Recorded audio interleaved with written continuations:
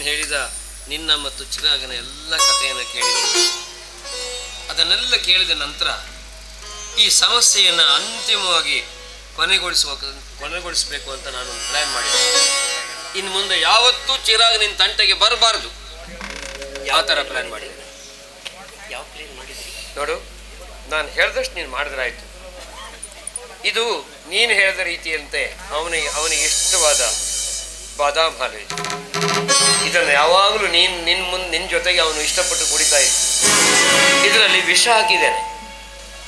ಹೇಗೂ ಅವನಿಗೆ ಇಲ್ಲಿಗೆ ಬರಲಿಕ್ಕೆ ಹೇಳಿದೆಯಲ್ವಾ, ಬರ್ತಾನೆ. ಇದನ್ನು ಅವನಿಗೆ ಗುಡಿಸ್ಬಿಡು ಅಷ್ಟೆ. ನನ್ನಿಂದ ಸಾಧ್ಯವಿಲ್ಲ ರೀ, ನನ್ನಿಂದ ಸಾಧ್ಯವಿಲ್ಲ. ನೋಡು ಶ್ರೀನಿಧಿ, ಇದು ಅನಿವಾರ್ಯ. ನಮ್ಮಿಬ್ಬರ ಜೀವನ ಸುಖಾಂತ ಆಗಬೇಕು ಅಂತಾದರೆ ನೀನು ಇದನ್ನು ಚಿರಾಗ್ನಿಗೆ ಕುಡಿಸಲೇಬೇಕು. ಇಲ್ಲಾಂದ್ರೆ ಒಂದು ಕೆಲಸ ಮಾಡ್ತೀನಿ, ಇದನ್ನು ನಾನೇ ಕುಡಿದು ಬಿಡ್ತೇನೆ. ಬೇಡ ರೀ, ಬೇಡ ಬೇಡ, ನಾನೇ ಬೇಡ.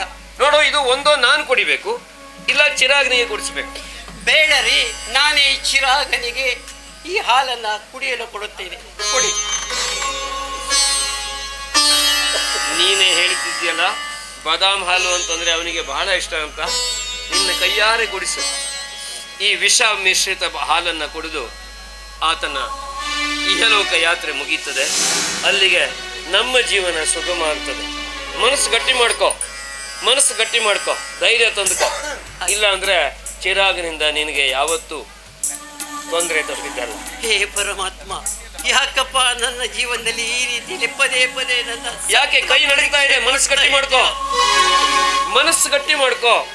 ಆಯ್ತ್ರಿ. ನೋಡು, ನೀನು ಈ ತರ ಕೈಯನ್ನ ನಡಗಿಸ್ತಾ ಕೊಟ್ರೆ ಅವನಿಗೆ ಸಂಶಯ ಬರ್ತದೆ, ಅವನು ಕುಡಿಯೋದಿಲ್ಲ. ಮನಸ್ಸು ಗಟ್ಟಿ ಮಾಡ್ಕೋ. ಸ್ಟಡಿ ಇರಲಿ ಕೈ, ಅಲ್ಲಾಡಿಸ್ತಾ ಕೊಡಬೇಡ. ನಾನು ಒಳಗಡೆ ಇರ್ತೀನಿ.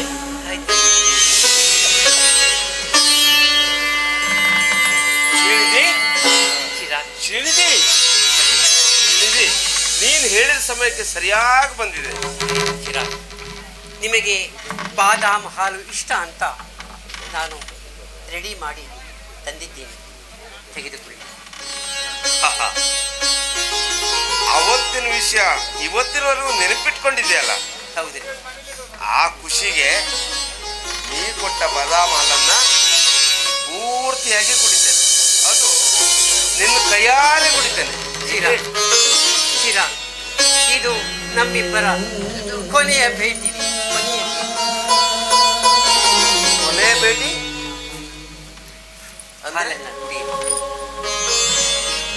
ಸರಿಯಾಗಿದೆಯಾ? ಸಕ್ಕರೆ ಸರಿಯಾಗಿದೆಯಾ? ಮೊದಲೇ ಮಾಡಿದಿರಿ. ನಿನ್ನ ಕೈ ರುಚಿ ಬಗ್ಗೆ ಇನ್ನೇನಾದ್ರೂ ಮಾತಾಡ್ಲಿಕ್ಕಿದೆಯಾ ಶ್ರೀನಿ? ಹಾಗೆ ಕುಡಿ. ನೀನು ನಿನ್ನ ಕೈ ರುಚಿ, ಆಹಾ.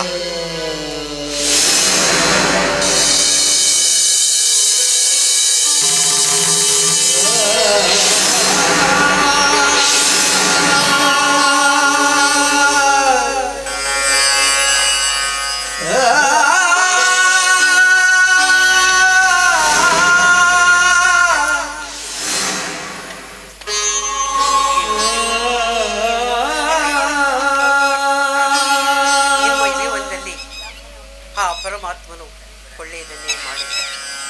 ನಿಮ್ಮ ಜೀವನದಲ್ಲಿ ಸುಖ, ಶಾಂತಿ, ನೆಮ್ಮದಿಯನ್ನು ಅನುಗ್ರಹಿಸಲಿ. ಚಿರಾಗ್ ಅನುಗ್ರಹಿಸಲಿ. ಶ್ರೀದಿ, ಇಲ್ಲಿಯವರೆಗೆ ನೀನು ಅಥವಾ ನಾನು ನಿನಗಾಗಿ ಏನೇನೋ ಮಾಡಿದ್ದೆ, ನಿನಗೇನೇನೋ ಹೇಳಿದ್ದೆ, ಅದೆಲ್ಲ ಓಕೆ. ಆದರೆ ಈಗ ಈ ಕ್ಷಣದಲ್ಲಿ ನಾನು ನಿನಗೊಂದು ಮಾತು ಹೇಳ್ತೇನೆ. ಹೇಳಿ. ನೀನು ಫೋನ್ನಲ್ಲಿ ನನಗೆಲ್ಲ ವಿಷಯವನ್ನು ಹೇಳಿದ್ದೆ. ಹೌದು. ನಿನ್ನನ್ನು ನಾನು ತಪ್ಪಾಗಿ ತಿಳಿದಿದ್ದೆ. ನೀನೊಂದು ಸೂಳೆ ಅಂತ ಹೇಳುವಂಥ ಮಾತನ್ನು ನಾನು ನಿನಗೆ ಉಪಯೋಗಿಸಿದ್ದೆ. ಆದರೆ ಅದು ಯಾವ ಕಾರಣಕ್ಕೆ, ಯಾವ ಕ್ಷಣಕ್ಕೆ ಅದು ಆಗಬೇಕಾಗಿತ್ತು ನನಗೆ ಗೊತ್ತಿರಲಿಲ್ಲ. ನೀನು ಫೋನ್ನಲ್ಲಿ ಹೇಳಿದಾಗ ನಿನ್ನ ಜೀವನಕ್ಕಾಗಿ, ನಿನ್ನ ಗಂಡನಿಗಾಗಿ, ನಿನ್ನ ಮುಂದಿನ ಅಭ್ಯುದಯಕ್ಕಾಗಿ ನೀನು ಆ ರೀತಿ ಮಾಡಿದೆ ಅಂತ ಗೊತ್ತಾದ ಮೇಲೆ ನನ್ನನ್ನು ನಾನೇ ತಿದ್ದುಕೊಂಡೆ. ಈಗ ನಿನ್ನಲ್ಲೊಂದು ಮಾತು ಹೇಳಿ ಚಿರಾಗ್, ಹೇಳಿ. ಇಲ್ಲಿಯವರೆಗೆ ನೀನು ಒಳ್ಳೆಯ ಗಂಡನನ್ನು ಪಡೆದಿದ್ದೀಯ, ಹೌದು, ಮಗುವನ್ನು ಪಡೆದಿದ್ದೀಯ, ನಿನ್ನ ಸಂಸಾರವನ್ನು ಪಡೆದಿದ್ದೀಯ. ಹೌದು. ಆದ್ರೆ ನಿನಗೊಬ್ಬ ಒಳ್ಳೆಯ ಅಣ್ಣ ಇಲ್ಲ. ಈ ಒಂದು ಕ್ಷಣದಲ್ಲಿ ನಾನು ನಿನ್ನ ಅಣ್ಣನಾಗಿ ನಿನ್ನ ಸಂಗಡ ನಿಲ್ತೇನೆ. ಇದು ಇವತ್ತಿಗೆ ನನಗೆ ತುಂಬಾ ಖುಷಿ ಆಗ್ತಾ ಇದೆ. ನೋಡು, ಈ ರಾಖಿಯನ್ನು ತಂದಿದ್ದೇನೆ. ನೀನೇ ನಿನ್ನ ಕೈಯಾರ ಕಟ್ಟಿ ನನ್ನನ್ನ ನಿನ್ನ ಅಣ್ಣನನ್ನಾಗಿಸ್ಬೇಕು.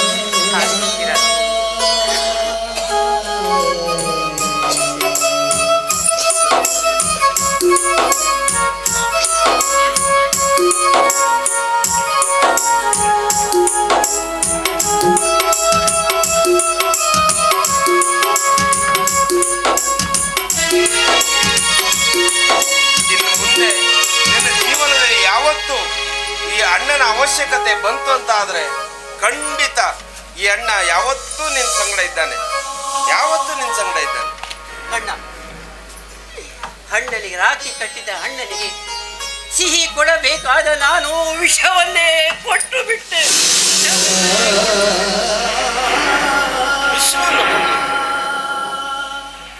ವಿಷವನ್ನ ಕೊಟ್ಟ್ಯಾ?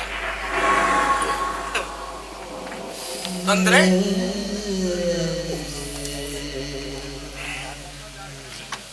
ಶ್ರೀನಿಧಿ, ಬೇಜಾರು ಮಾಡ್ಕೋಬೇಡ. ಯಾಕೆ? ನೀನು ಅವನಿಗೆ ಕುಡಿಸಿದ ಹಾಲಿನಲ್ಲಿ ವಿಷ ಹಾಕಿರಲಿಲ್ಲ. ಅಂದ್ರೆ ನಿನ್ನ ಮನಸ್ಥಿತಿಯನ್ನು ಪರೀಕ್ಷಿಸಿ ಗಟ್ಟಿಗೊಳಿಸೋದಕ್ಕಾಗಿ ವಿಷ ಹಾಕಿದ್ದೆ ನಾನು ಅಂತ ಸುಳ್ಳು ಹೇಳಿದ್ದೆ. ಚಿರಾಗ್ ಆ ವಿಷಯವನ್ನು ನನ್ನ ಹತ್ರ ಮೊದಲೇ ಮಾತಾಡಿದ್ದೆ. ನಾನು ನಿನಗೆ ಒಂದು ಮಾತು ಹೇಳಿದ್ದೆ, ನೆನಪಿಸ್ಕೊ. ಚಿರಾಗಿನ ಸಮಸ್ಯೆಯನ್ನ ಅಂತಿಮವಾಗಿ ಕೊನೆಗಾಣಿಸ್ತೇನೆ ಅಂತ ಹೇಳಿದ್ನಲ್ಲ. ಹೌದು, ಅಣ್ಣನ ಜಾಗದಲ್ಲಿ ನಿಂತು ನಿನ್ನನ್ನ ನನ್ನನ್ನ ಹರಿಸ್ತಾ ಇದ್ದಾನೆ. ಹೇಳಿದ್ನಲ್ಲ, ಇವತ್ತಿಂದ ಇನ್ನು ಮುಂದೆ ಯಾವತ್ತು ಈ ಶ್ರೀನಿಧಿಗೆ ಒಬ್ಬ ಅಣ್ಣನ ಕೊರತೆ ಇರುವುದಿಲ್ಲ. ಯಾವತ್ತಿದ್ರು ನಿಮ್ಮಿಬ್ಬರಿಗೂ, ನಿನಗೆ ಅಣ್ಣನಾಗಿ ಇವರಿಗೆ ಭಾವನಾಗಿ ಯಾವಾಗಲೂ ನಾನು ಮತ್ತೆ ಈ ಸಲುವಾಗಿ ನೀನು ಕ್ಷಮೆ ಕೇಳಬೇಕಾದ ಅವಶ್ಯಕತೆ ಇಲ್ಲ ಚಿರಾಗ್. ಅದೆಲ್ಲ ನಮ್ಮ ಜೀವನದಲ್ಲಿ ನಡೆದು ಹೋದಂಥ ಒಂದು ಕಹಿ ಘಟನೆ ಅಂತ ಮರ್ತು ಬಿಡೋಣ. ಯಾರು ಇಲ್ಲಿ ಯಾರನ್ನು ಕ್ಷಮಿಸುವ ಅವಶ್ಯಕತೆ ಇಲ್ಲ. ಯಾರು ಕ್ಷಮಿಸಿದ್ರು ಈ ರಣವಿಕ್ರಮ ಮಾತ್ರ ಕ್ಷಮಿಸೋಕೆ ಅದೆಂದಿಗೂ ಸಾಧ್ಯ ಇಲ್ಲ. ಬದ್ಮಾಶ್, ಮತ್ತೆ ಯಾಕೆ ಬಂದೆ ನೀನು ಇಲ್ಲಿಗೆ? ನಿನಗೆ ಅವತ್ತೇ ಹೇಳಿದ್ದೆ, ನಾನು ಯಾವತ್ತು ಬಂದ್ರು ನೀನು ನನ್ನೊಂದಿಗೆ ಸಹಕರಿಸಬೇಕು ಅಂತ. ಏಯ್, ಸೂಳೆ ಮನೆಗೆ ಯಾವತ್ತು ಬೇಕಾದ್ರೂ ಬರಬಹುದು. ಹಣ ಕೊಟ್ಟು ಮತ್ತೆ ನಿನ್ನ ದೇಹ ಸುಖ ಉಣೋದಕ್ಕೆ ಮತ್ತೆ ಬಂದಿದ್ದೀನಿ ನಾನು. ನಾಲ್ಗೆ ಬಿಗಿ ಹಿಡಿದು ಮಾತಾಡು.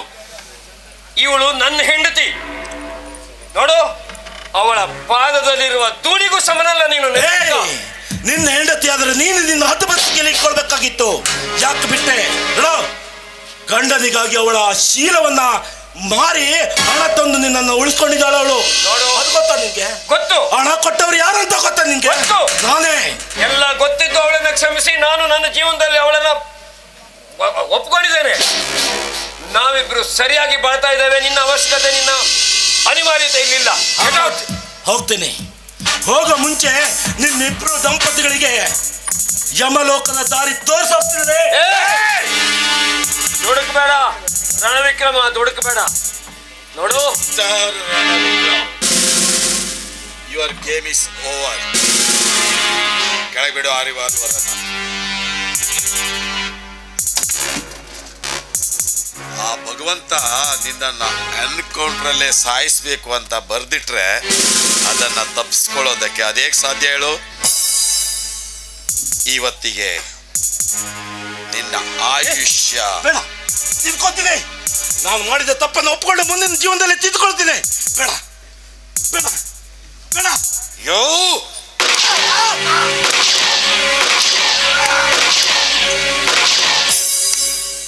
ಬಿಸಿ ಆ ಹೆಣನ ರಸ್ತೆ ತುಂಬ ಎಳ್ಕೊಂಡು ಹೋಗಿ ಬಿಸಾಡಿ. ಕೊನೆಗೂ ಈ ದುಷ್ಟ ರಾಕ್ಷಸನ ಸಂಹಾರವನ್ನು ನೀವೇ ಮಾಡಿದ್ದೀರಿ. ಸಮಾಜದಲ್ಲಿ ಈಗಲಾದರೂ ಸಮಾಜದ ಜನ ನೆಮ್ಮದಿಯಿಂದ ಉಸಿರಾಡುವಂತೆ ಮಾಡಿದಿರಿ. ನಿಮ್ಮ ಈ ಉಪಕಾರವನ್ನು, ಋಣವನ್ನು ಯಾವತ್ತೂ ಮರೆಯಲಾರೆ ಸರ್. ನೋಡಮ್ಮ, ಇದು ನಾನು ಮಾಡಿದ ಉಪಕಾರ ಅಲ್ಲ, ಇದು ನನ್ನ ಕರ್ತವ್ಯ. ಆ ಕರ್ತವ್ಯನ ನಾನು ಮಾಡಿದ್ದೀನಿ ಅಷ್ಟೇ. ಆದ್ರೆ ನಿಮ್ಮ ರೂಪದಲ್ಲಿ ಆ ದೇವರೇ ಬಂದು ಈ ನಮ್ಮ ಜೀವನಕ್ಕೆ ಒಂದು ಸುಖಾಂತ ಕಾಣಿಸ್ತಿದ್ದಾರೆ. ಹೀಗಾಗಿ ನಾವೆಲ್ಲ ಸೇರಿ ಯಾರಿಗಾದ್ರೂ ಒಂದು ಒಳ್ಳೇದು ಮಾಡಿದ್ರೆ ಆ ದೇವರು ಯಾವುದೋ ರೂಪದಲ್ಲಿ ಬಂದು ನಮಗೂ ಒಳ್ಳೇದು ಮಾಡ್ತಾನೆ. ಹೀಗಾಗಿ ಎಲ್ಲರೂ ಆ ಬೇಟೆ ವೀರ ಸಕಲರ ಬರೆವ ಶ್ರೀ ಬೇಟೆ ವೀರ ದೇವಗೆ ಜಯ ಮಂಗಲೋ ನಿತ್ಯ ಶುಭ ಮಂಗಲೋ. ಸಕಲರ ಬರೆವ ಬೇಟೆ ವೀರ ದೇವಗೆ ಜಯ ಮಂಗಲೋ ನಿತ್ಯ ಶುಭ ಮಂಗಲೋ. ಜಯ ಮಂಗಲೋ ನಿತ್ಯ ಶುಭ ಮಂಗಲೋ. ಜಯ ಮಂಗಲೋ ನಿತ್ಯ ಶುಭ ಮಂಗಲೋ. ಜಯ ಮಂಗಲೋ ನಿತ್ಯ ಶುಭ ಮಂಗಲೋ. ನಿತ್ಯ ಶುಭ ಮಂಗಲೋ. ನಿತ್ಯ ಶುಭ ಮಂಗಲೋ.